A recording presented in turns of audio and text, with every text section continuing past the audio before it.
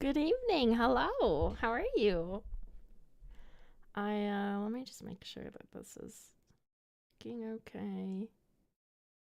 I have a lot to say, and so I was like, I might as well just get started since I'm ready. Happy Monday. Um, we made it through. I really don't like Mondays.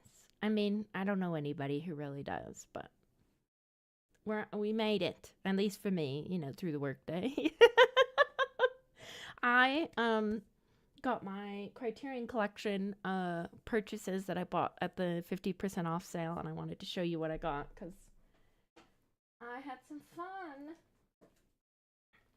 If I can pick them up, they just came today. I'm doing so good. I got a bunch of movies that I'm not specifically talking about, but here we are. So I got all of these are 4K versions of these because I don't know, as they're releasing them, I'll buy them. So we got Paris, Texas, which I have not seen.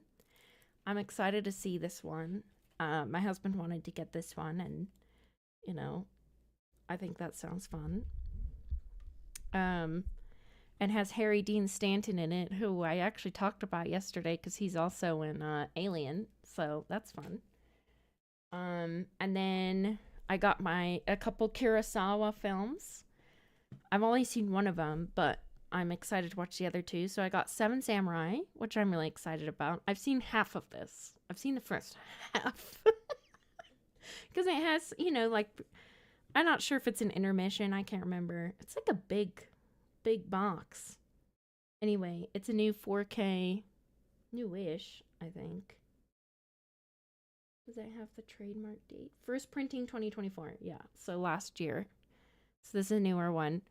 And then the combination Sanjuro and Yojimbo. Can you tell what we're about to talk about today? I'm seeing it reflecting on the thing. That's so funny. um, I have seen Sanjuro, but I haven't seen Yojimbo, so I'm very excited. I didn't realize that it was gonna come with two discs. Duh, like two uh different. I knew it was gonna be two discs, but I just figured, I don't know, just be a bigger box like the Seven Samurai one is. But that's fun. I think this is, oh yeah, this is a 2025 one, so this is really new. But I still got it 50% off. But yeah, I'm very, very excited to watch these. I am thinking of doing a Kurosawa month because I mean, I've got 3 out of the 4 Mondays here, and I want to watch these and rewatch Sanjuro. So that's upcoming. And then this is the one I really wanted.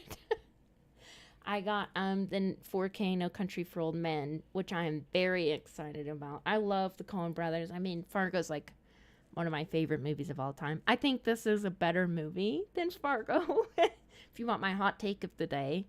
But I'm obsessed with Fargo, and I'll rewatch it any time. So, but yeah, I think this is a better movie. I'm really excited to watch this one. I'm sure it looks incredible. I think isn't what's his name? The DP, Roger Deakins. Yeah, I see him back here. So of course it looks great. So that's my little exciting news. I'm very excited about my new 4Ks, new Criterion collections. I'm excited to look through the extras too, because they always have great stuff. Like on the For No Country for Old Men, there's a behind the scenes documentary by Josh Brolin, which is really fun. And then 3 documentaries about the making of the film. Outside of that, and then, always great essays and stuff. So, anyway, I'm really happy about that outside of what I'm planning on talking about today. Um, but yeah, I couldn't have picked a better Monday to talk about the thing. I did not know that Bong Joon Ho was doing a oh, let me find it. This weekend they screened The Thing at the Academy Museum. And afterwards, Bong Joon-ho did a Q&A. Or like a conversation, I'm guessing. Oh, let me pull up this picture. This is really great.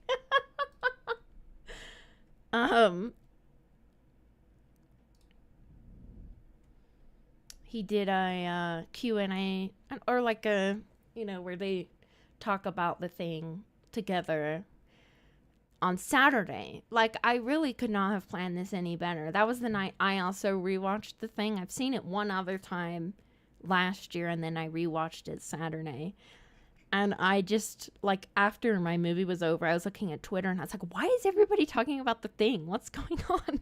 Oh, I had heard about this, but I looked at the tickets, and they were all sold out by the time I looked at it, and I'm not anywhere near where they were doing it, but I was like, I'd be willing to go. And I guess at this thing, I would love to see more footage of it if it exists somewhere. But I guess Bong Joon-ho asked John Carpenter to write the music for his next horror film, and John Carpenter said yes. And the clip is so cute because you can tell Bong Joon-ho is just like so excited. He does like this. It's so fun. So anyway, I'm glad that I'm not the only one who's thinking about The Thing right now.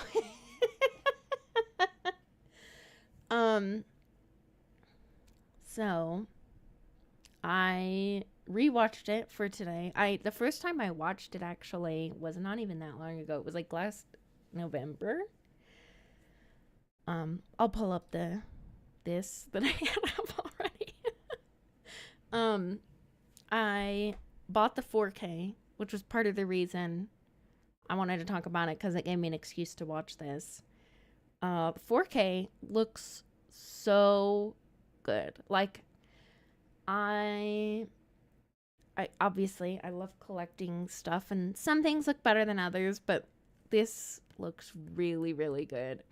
And if you're into collecting and you like The Thing, I highly recommend this one.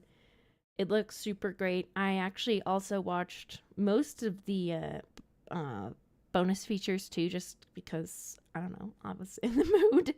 And I didn't watch the commentary because I was just wanting to watch the movie and kind of experience the movie as is in the 4K. But I did watch a documentary that was on there called The Thing, Terror Takes Shape, and that was really fun. I think it was made in like 98 or something. So it was almost 20 years after the movie originally came out, and it was fun to hear them talking about like the making of the movie and kind of why it bombed, and then how it became, the cult classic that it is today. And that was really fun. But yeah, the 4K, it looks so good. Highly recommend this one if you don't have it and you like The Thing. And so I'll probably be I'm not going to say I will probably be. I will be talking about different parts of the documentary as, we go through talking about The Thing. Yeah.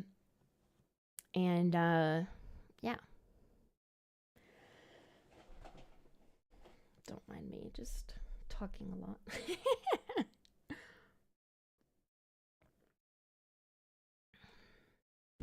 So I haven't seen a lot of John Carpenter's movies. I think I've now seen Halloween, which was my first.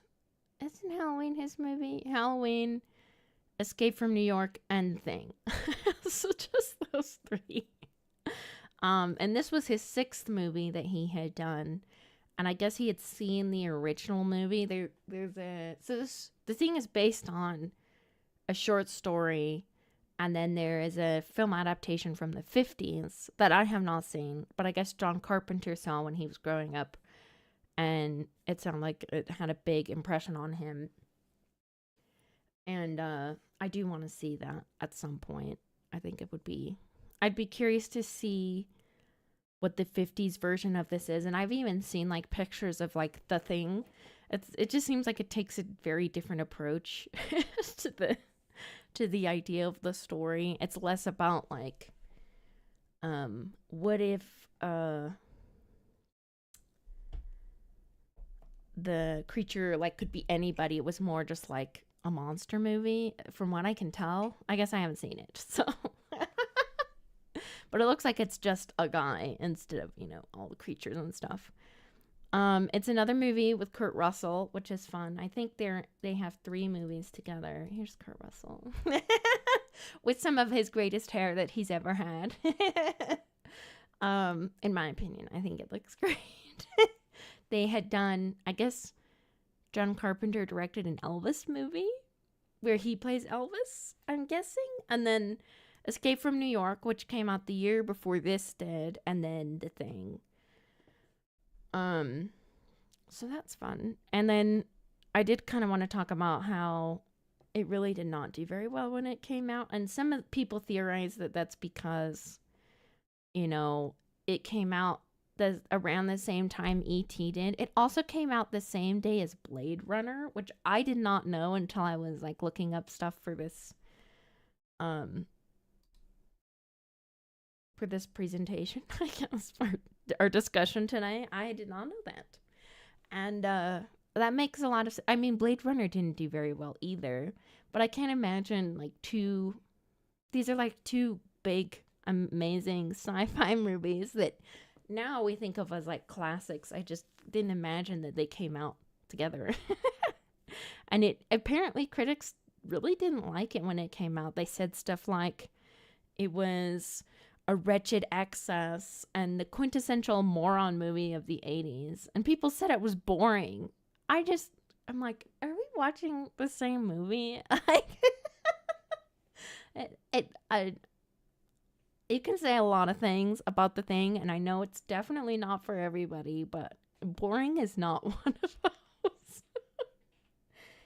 And I guess, the reason sci-fi was so big is this was, Star Wars had come out in 1977, and I think Empire Strikes Back came out before this or around this time, and then, the 6th or I guess 3rd one then was like 83. I could be misremembering. Anyway, but sci-fi was really big, and so everybody was trying to make sci-fi movies. And at the time, it was nominated for a Razzie for worst score, which is crazy to me because the guy who wrote it is Ennio Morricone. I don't always mess up his name, but anyway, it's a classic now, the soundtrack and just the movie itself. So it's really kind of crazy to me that at the time people just did not like it.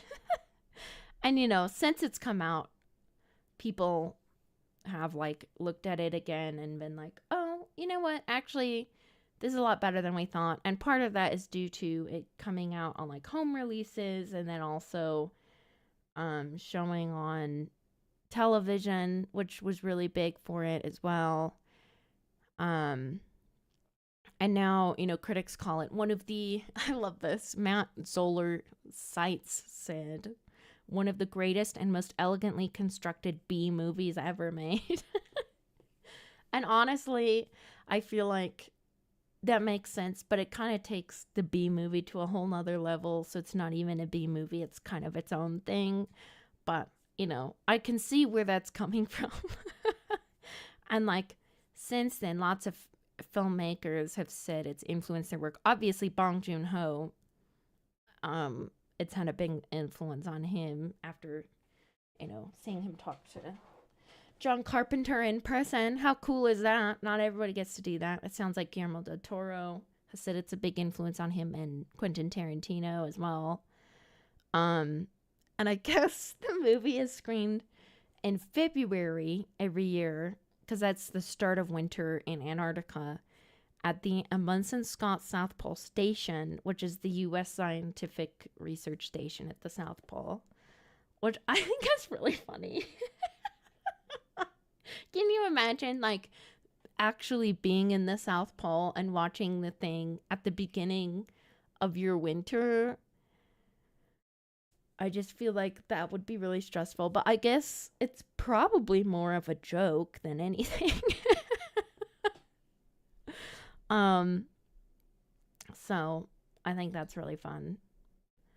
Um, so when I saw this for the first time, I all I knew really about it was about the effects, which is great and they're really cool and I'm going to talk about them more later, but I also wanted to talk about some of the other parts of the movie that I really loved. And one of those is the story. I think the screenplay is so smart and so clean and just like that's not a wasted moment and it's really clever. And it was fun watching it again, having seen it before and kind of seeing more of the setups and payoffs as it goes. Because it just, even just watching it for the first time, you're like, oh, this is crazy that all this is happening. And it's so interesting to see how all these people handle this crazy situation. And I love even just like how it starts in like, I mean, it starts with the spaceship, right? But, after that, you see the snow and the dog, and you hear this really tense music, and it's like, what is that? Something's off. And you're seeing these guys shooting at this dog, and you're like, why are they shooting at the dog? What's going on?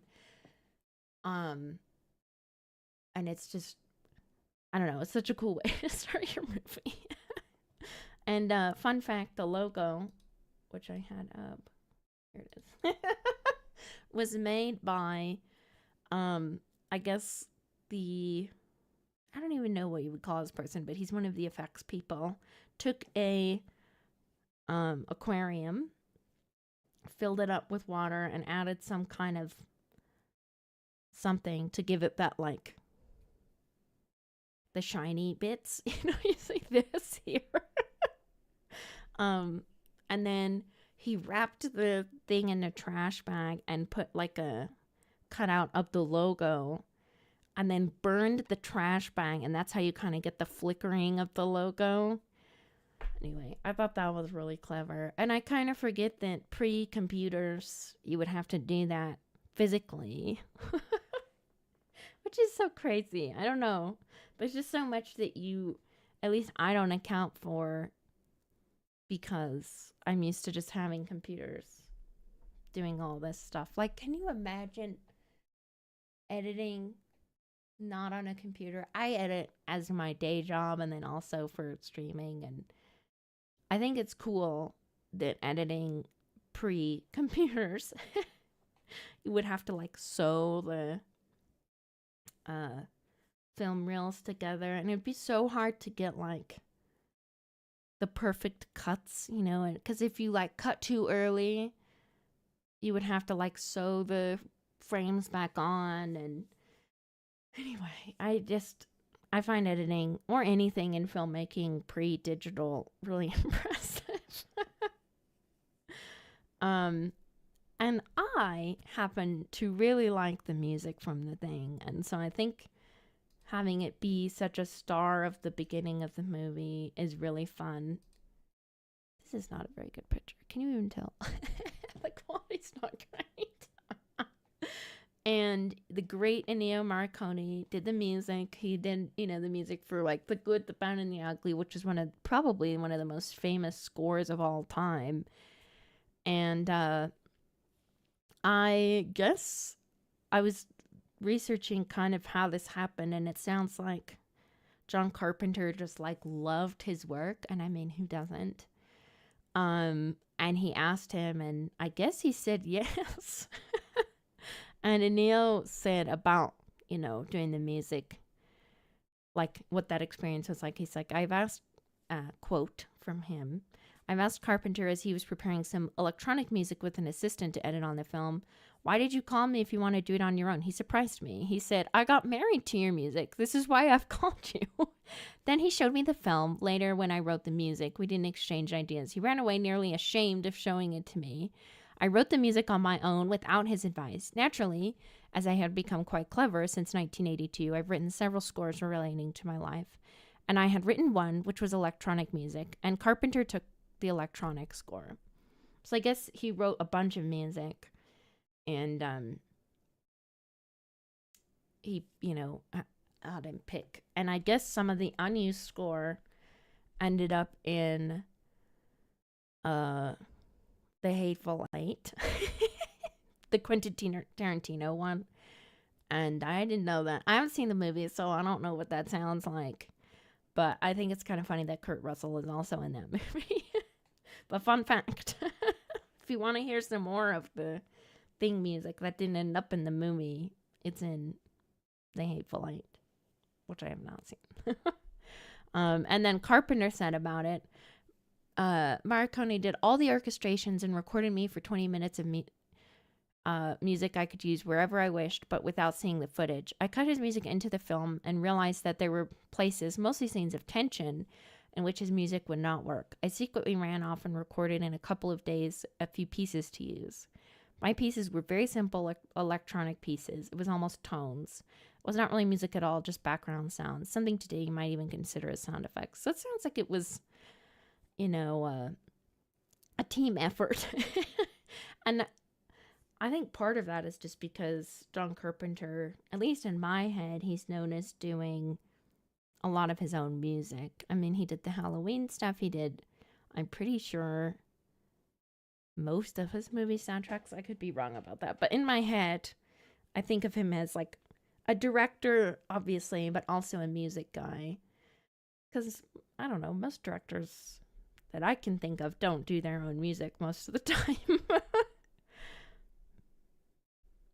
And then a writer for a horror magazine wrote really clearly to me how I feel about it, so I thought I would read it, what he said. He said, his name is Richie Corelli.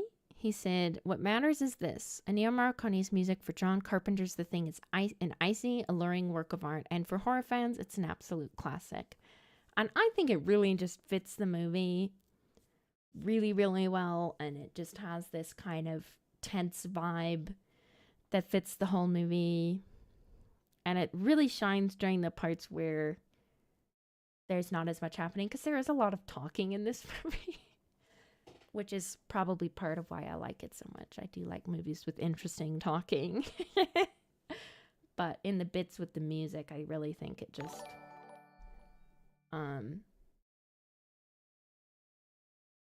oh, hello. Welcome. I don't think it's about money laundering. I have never considered that. They don't actually really talk about money. They do in Alien, though. I talked about Alien yesterday, and I'm since talking about them so close together, I keep like mixing them up. I know they're not the same, but there are elements that are very similar. You know, there's like a crew of people in an isolated place, and then they come across a spooky creature of some kind, you know? And so, yeah, I don't know about tax laws in space. There probably aren't any. There hasn't been any kind of legislation.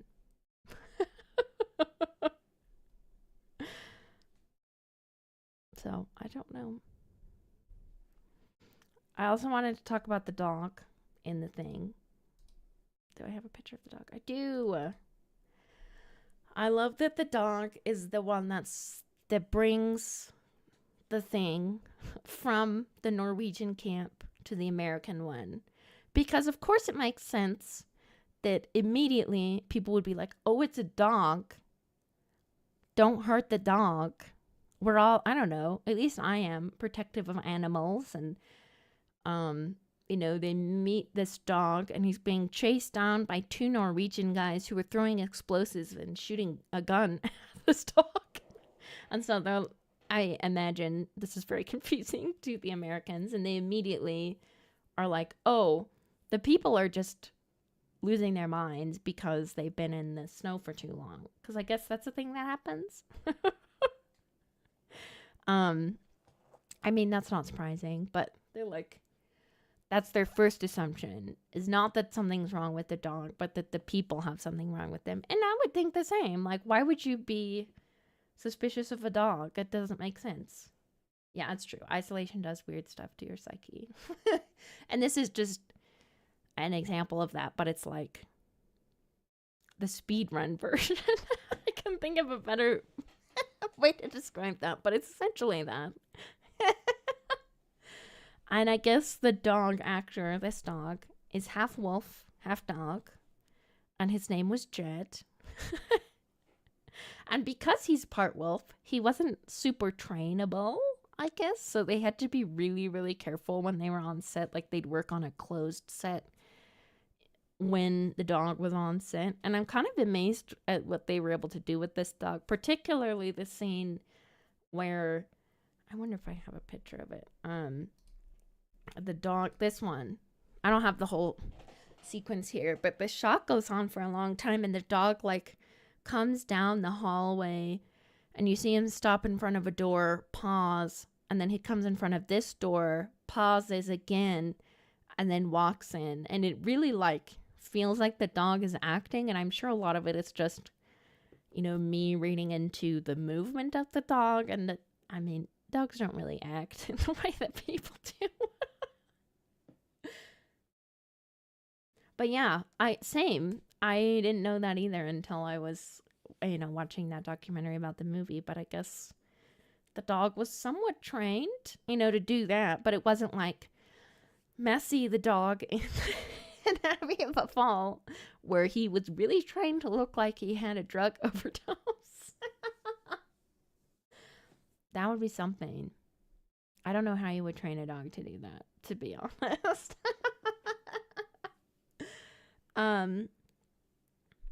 But that would be impressive. I feel like it'd be easier to just, I don't know, do something else rather than train a dog to launder money, but I don't know. Maybe it's easier than I think it is. I also really just like the characters in general. I do think, talking about Alien again, because I was talking about that yesterday, I feel like they're a little less distinct from each other. There are more of them than there are in Alien. But they do all feel like you don't get to spend as much time with them because there are more of them, but you do get to know them a fair amount. At least within the context of like them being in the,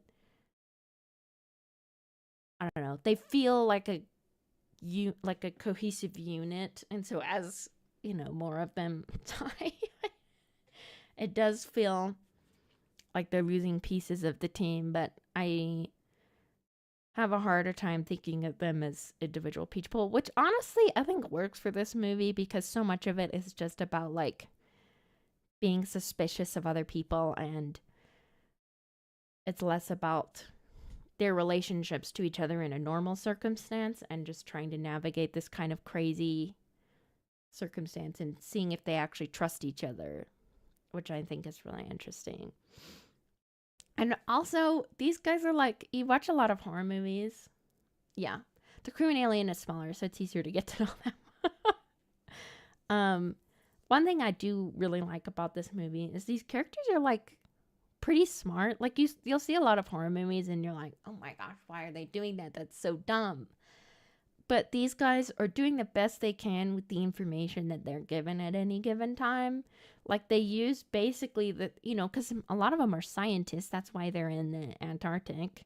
They're using like the scientific method to figure out who's an alien and who's not, you know, by experimenting and figuring stuff out. And then, you know, one of the scientists gives them a lot of information initially that he researches within like a few hours. So they're making smart choices. Just the alien is really a formidable opponent, I guess. And I guess to prepare for the movie, the cast spent a lot of time together in rehearsals trying to figure out their like relationship dynamics, which I think really shows in the movie because there's so many of them, and we really don't get to spend a lot of time with them pre, you know, crazy circumstances. So they do a lot of that just by how they're talking to each other, their attitude toward each other, rather than, you know, explicit dialogue or something. There's another picture of everybody. Is this after the beginning? This must be. I'm like, that looks like the exploded helicopter. And it sounds like they also had a lot of fun. One of the actors was talking about in the documentary I watched about how he was like, yeah, we were just like playing on this glacier basically, and we were, exploding stuff and being in hanging out with helicopters and the mountains and, yeah, it's true. Some of the characters really feel like some of them are friends and then others are just tolerating each other. I think especially Kurt Russell's character and Keith David feel kind of like they're not friends, which makes the ending all the more interesting because they're the last ones. Spoilers, I guess. I don't think I said that, but we will be talking about the whole movie. It makes the ending a lot more interesting. And some of my favorite scenes from the movie were the blood test scene. I think it's really clever and unique way of like figuring out who's an alien, because they're like all freaking out, and obviously they've seen several people die, and this scene is right after the what scene, the what's it called, the guy whose arms get eaten off. What machine is he using? Anyway, it's a very dramatic scene, and obviously everyone's freaking out, and everybody's now seen the thing and are like, okay, it's a serious threat. Like, half our team is gone. And then Kurt Russell kind of takes charge and is like, okay, guys, let's do this. And it's literally just him putting a wire into some blood. But the tension is just so much. It feels so tense, and you're just like, ugh. And then when it finally, the blood like freaks out and jumps out, oh my gosh, it's just, it's so great. That scene is just so well written, edited, shot, everything. And I think this shot is a split diopter now that I'm looking at it, because you've got Kurt Russell kind of closer to camera, and then we can see all the way back here, unless this is like a super wide lens, but I don't think it is because it's not warping on this side. So there's just a couple shots that are a split. They use a split diopter, and so that would make sense. I just hadn't noticed that until looking at it just now. And then I was talking about this earlier, but the final scene between MacReady and Childs, this is the only place I actually wrote down their names. It's just such a great way to end the movie. Like, it's really pessimistic and nihilistic, but it just fits the tone of the movie so well. And you're like, because the whole thing is about distrust and not knowing like what other people might be thinking, or if they're an alien or not, or if they're gonna try and hurt you or not. And it just ends on such an ambiguous note. And I know a lot of people talk about how well, one of them has to be the thing, or maybe none of them are the thing. And I get why people speculate, because I feel like I'm reading a different theory every couple of months about who is the thing and who isn't, and maybe they're both the thing, and I don't know. But I feel like that's kind of missing the point of the scene, and I get that people want an answer, but the fact that we never find out is obviously intentional, right? That just fits with the theme of the rest of the movie, and like, I don't know, it makes sense to me that it ends this way. I also love that Keith David is in this movie. I did not know that he was in it when I saw it for the first time, so it was a fun surprise. I really like seeing him in anything or hearing him in anything because he does a lot of voice work, so it was really fun to see him in this. And then, of course, all of the creature scenes, but especially the one with the... What is it called? the where he's the defibrillator scene. Oh my gosh. Thank you. We thought of it at the same time. um I will not be showing any pictures of that, but I did find some fun art depicting how they made that happen. I don't want to get in trouble, and I don't know, don't want to show anybody anything that they don't want to see because it can be a lot. This is not related, but I just thought this was cool. The sculpting of the initial creature that we see in the beginning of the movie from this guy's from the Norwegian camp. I think this is a creepy looking guy. And then we've got so I thought this was fun. This was also in the documentary that I watched, but they don't really get into this, but I think this picture is a pretty great representation of like how this scene worked. So you've got, the guy pushing the head off, and then you've got two people under the table. I didn't even think that, of course they're gonna put people under the table. And like, you've got the guy pushing the head off, someone puppeteering the head, and then, someone squirting blood out. And I think this is just for the head coming off. This isn't even for the like chest teeth. How did they talk about this? I can't even talk about it without kind of giggling. I bet they were having so much fun. And then, I have the chest teeth too. So you've got they made a little contraption, basically like a giant version of false teeth. And there's a guy under the table, I'm assuming, clamping the teeth.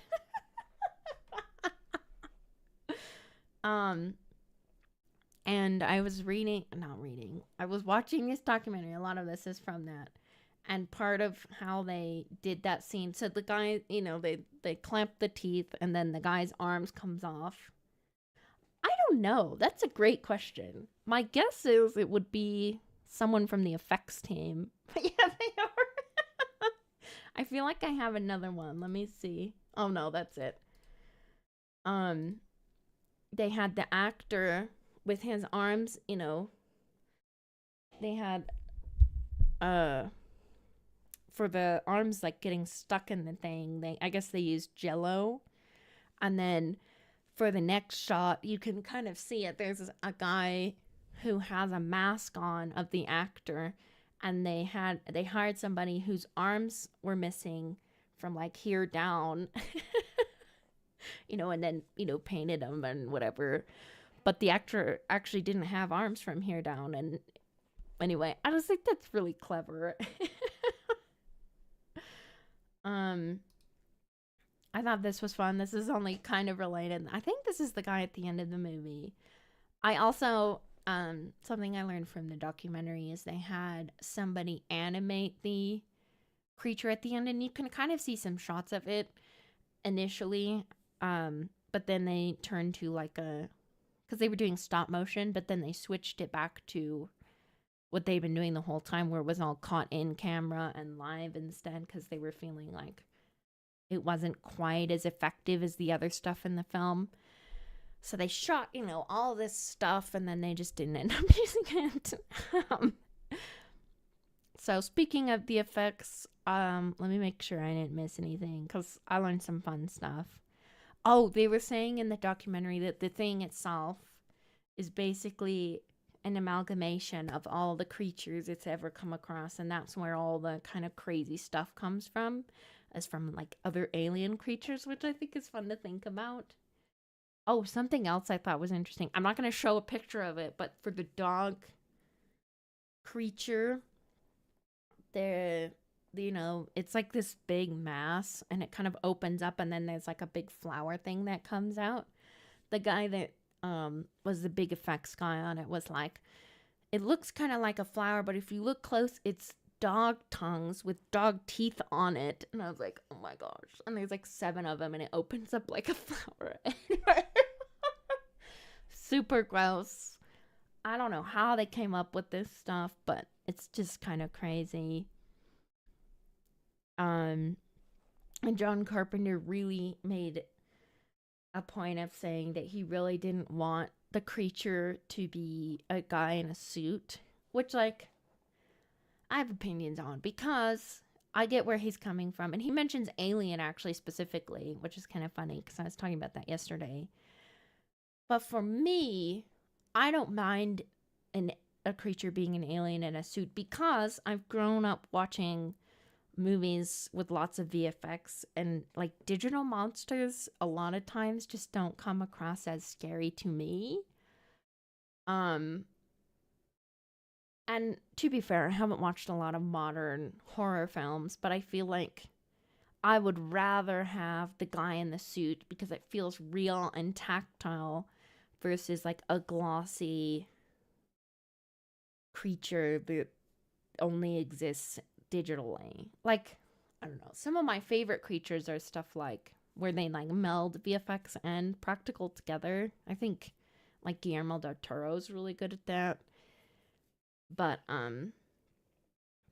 anyway, so I disagree with John Carpenter, but that's because I grew up watching lots of creatures that are digital, and he grew up watching creatures of men in suits, and so he was trying to distance himself from that. So I can see where he's coming from. I just don't agree, but that's fine.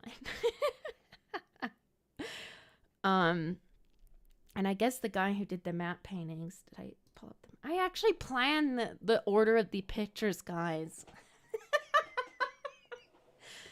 I need to give myself a pat on the back because it's making my life way easier instead of like searching through my pictures. Anyway, the guy who did the matte paintings of like the spaceship and some other stuff is named Albert Whitlock. He also worked on stuff with Alfred Hitchcock like The Birds, and then I guess he also did the matte paintings for the 80s Dune, which I think are super cool.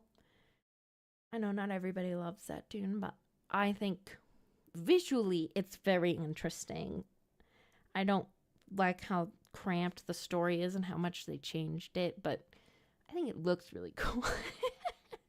He also did work on the Earthquake movie, and he actually won an Oscar for that too. Back in the 70s when they were really into disaster movies for some reason. I like them. I like the disaster movies myself. Here's another one of his matte paintings from the same scene where they're looking at the spaceship. I think they look really great. Along with the effects, going into the movie, I was like, oh, I know the effects are cool.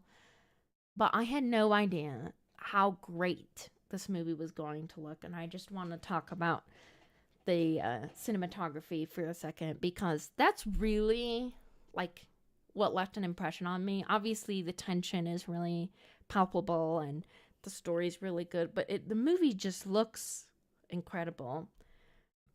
So I just have some shots that I like. I like the beginning where it's like still sunny outside and it's really just this bright white in the 4K. Oh my gosh, it looked so good. And then my favorites are these night scenes with the blue and like the red as it goes on. I love that idea. Would it look like Spy in real life? I don't know. I don't really care, but it looks amazing. Just like, I don't know, it gives this movie such a distinct visual style. And this poster, I'm obsessed with this poster too. I actually saw someone at a con who did a cosplay of the poster itself, and it looked so cool. I wish I had asked them to take a picture, because like me just telling you that, it sounds really crazy, but it was really cool. But like the contrast between the white and the black of the background, it really just really isolates everybody, and it really makes them feel like there's nothing beyond the space that they're in. That's not what I'm like. This shot, oh my gosh. I'm obsessed. It's so gorgeous and looks so good in the 4K. You know, you've got the blue lighting up his face, and you can see his eyes, and the blue of the outside on his face, and it's just gorgeous. It really makes me want to like draw it or paint it, or I don't know, or just it's not often that happens where you're looking at something and it like leaves an impression on you visually where you're like, oh, I want to make something like that. And this is one of those times for me. um so I'm just, yeah, I love it. And it feels almost like the snow is like another character similar to Alien, where the Nostromo is a character almost in and of itself. And they filmed the snowy stuff outside in British Columbia. They didn't actually film it in Antarctica. Sorry to ruin the illusion, but yeah, it was filmed in British Columbia. They built the set during the summertime before the snow came in. And my guess is they were filming the interiors at the same time. They didn't say this, but if I were the producer, that's how I would have planned it. And then, they went up there in the winter when it was snowy. And another fun thing, so this destroyed set is the same set as the one that they filmed everything else in, because, it explodes at the end of the movie. So they shot all this part of it after everything else, because it's the same set. They didn't want to build it twice, which makes sense. And it's indistinguishable. Like you can't tell. I mean, they seem the same or very similar. So I think that's kind of fun. Yeah, and then they filmed the interiors on a soundstage in the Universal lot that they really air conditioned so that you could see the breath. I guess it was a really hot summer, so they'd like be inside really cold and then go outside and it was super hot. And something I thought was interesting that you can see reflected in the movie, in my opinion, is that the editor, and of course the editor is going to know the ins and outs of the director's style. He talks about how, and the editor's name is Todd C. Ramsey, and he's worked with John Carpenter a bit, and he kept complimenting his ability to like do a really interesting blocking with the actors and then move the camera within this space in an interesting way, which is like a big part of the director's job, but not always done to great effect. And I think it's done really, really well here. So I just want to look at this shot again. Oh, come on. Let me move over. There we go. I love this. And it looks so good. Also, this is crazy. I don't remember. Oh, here's some more. If you can't tell, I put this together and put together some of my favorite shots. Here's some more of the red and blue. But like, look at that. It's, he's lit up by the flare, and then you see the blue background. It's just really cool. Yeah, I love this movie, not just because it looks great and it's great on a technical level, but the themes are also really interesting too. I feel like I find it really relatable in a, post the pandemic where everybody, like, can you believe the pandemic started 5 years ago now? That just was such a weird time, and everybody was so distrustful of each other because, some people were taking it more seriously than others, and you didn't know if somebody was sick. There was no visual signal, and that just, I felt really relatable in this. And there's a lot of discourse, and there has been, of course, about what the thing is supposed to represent. This came out during the 80s, so people have talked about it being like Cold War tensions between, and like the threat of a mutually assured destruction, which I think is very applicable. And people have talked about it representing the Red Scare of the 50s and 60s. And then others have said it's analogous to AIDS also, or it could be. And I think even in the documentary, John Carpenter mentioned that specifically because, it was a new, especially in the 80s, it was a newer thing and people didn't really know what to do, and it was deadly. Like, now it's a lot more treatable, but back then that was not the case. And there's also no women in the film, which I guess John Carpenter had considered adding women to the film, but I think it works fine without them. I'd say this as a woman, but we need more women in film in general, but not this one. I think it's good as it is.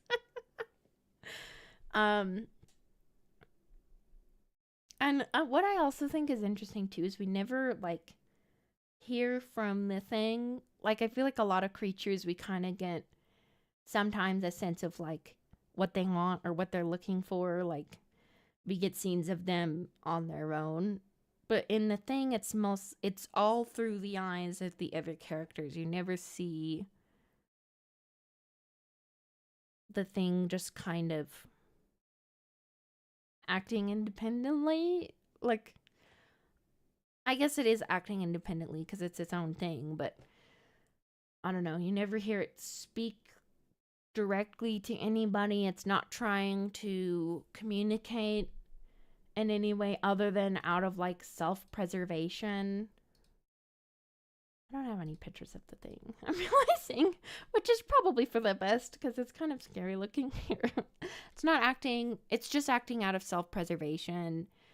And it never, the only thing we hear it say, I guess, is as the guy with the red hair, I can't remember his name, is becoming a thing, we hear it give this animalistic cry. That shot is always burned into my brain of the guy with he's got these crazy hands and he's in the snow. I think that's where this shot is from. Is it not? They light so much stuff on fire. It really could be this or something else.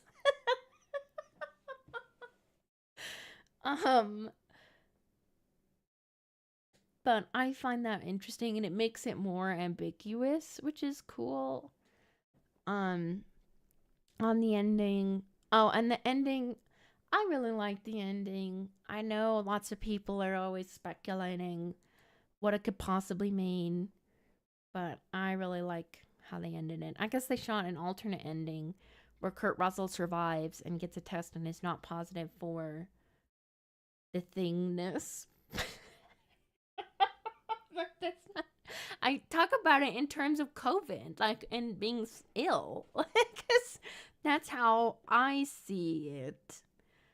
But, that's not how they talk about it spreading, but anyway. And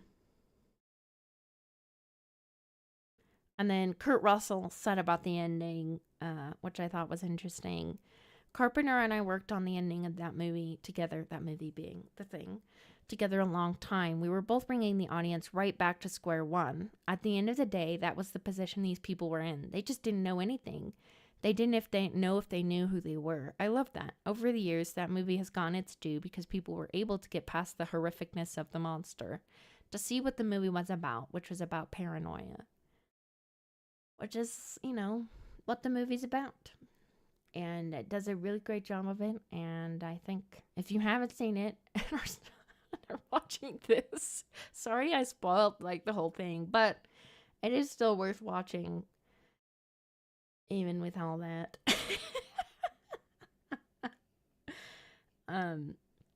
Yeah, The Thing is really good. I really want to watch more John Carpenter's work because I can't imagine it gets any better than this. But I like the way he thinks. and I'd love to see more of what he's thought about. And he's still around, which is cool. He was just at that screening on Saturday with Bong Joon-ho, which is very fun. I'm really glad that happened, and I'm jealous of everybody that got to go. But I'm glad I'm hearing about it secondhand from other people, at least, so I can get some of the FOMO out of my system. But yeah, I really like The Thing. I think it scared me more than Alien did because it does a really good job of the paranoia and the intensity. And it just, like, a lot of what's happening is off screen, which is kind of scary too, like most of the time when people are turning into the thing, it's happening without us seeing, and we're seeing like the aftermath essentially. And that's really interesting too. Anyway, there's just so much about this movie that's really great. And I'm sad it didn't do well when it came out, but I'm glad it's been reevaluated. And it seems to me like people, for the most part, really, really like this movie. I haven't really talked to anybody that doesn't like it, but I imagine most of the people that wouldn't like it haven't seen it on purpose, because it's not. Because if you know anything about it, it's pretty obvious what kind of movie it's going to be. If you know anything about the creature, or, you know, just like how graphic it can get. I intentionally did not show any of that stuff on purpose. Because I know it can be a lot. And I know for some people, that's what they love about the movie. I really like the storytelling and the cinematography, and the creature's just kind of a bonus. I don't know. It's really creative what they did, and it's really unique. It's at this fun intersection, pre-computers, but, at a time where people were willing to experiment with that kind of practical stuff. And we get some of that now, but not so much. I don't know. It's more the exception than the rule. Tomorrow I'm going to be streaming again, so 3 days in a row. And I'm going to be talking about tomorrow's Tolkien reading day. And so I'll be reading some Tolkien. I haven't decided what I'm going to be reading tomorrow, but I just thought that would be fun. Because I love Tolkien. I've been reading, I'm partway through Fellowship right now, and it's so good. I just read the Council of Elrond, and now they're actually on their adventure. It's crazy that like more than half of Fellowship is like just leading up to them actually leaving to Mordor. We should talk about the Lord of the Rings films in one of these sometime. I have a lot to say about those. Maybe we would need to take a few weeks for that. And then next week I'm going to be talking about Tremors, which I haven't seen, and I may or may not have as much to say about that movie. But I did want to include something in Monster March that wasn't that was something I hadn't seen before, so we'll see. And then April, I'm thinking of doing Al Pacino April, which I think will be very fun, and I'll be publishing that schedule sometime next week. I need to figure out what the fourth movie is, because right now I'm thinking Godfather Part 1, Godfather Part 2, and then Heat, because I really love Heat. I watched that earlier this year for the first time, and I think it's really, really good, and I want to talk about it. But for the fourth one, I don't know. I want to include something I haven't seen. I guess I haven't seen Godfather Part 2 either. So, yeah, and then next week, the new Switch Direct is happening, too. That'll be interesting. If they announce an Animal Crossing game, I will be buying that new Switch. Otherwise, probably not. I really am a PC gamer at heart. I really only play Animal Crossing on my Switch. I have been playing more Echoes of Wisdom, though. I played a ton of it when it came out, and then I've stopped until now. Which was like, didn't it come out in like September? It's like 6 months ago. Anyway. I will see you all tomorrow, same time. But we're not talking about movies. We're going to be talking about books. I haven't actually done a stream about a book yet.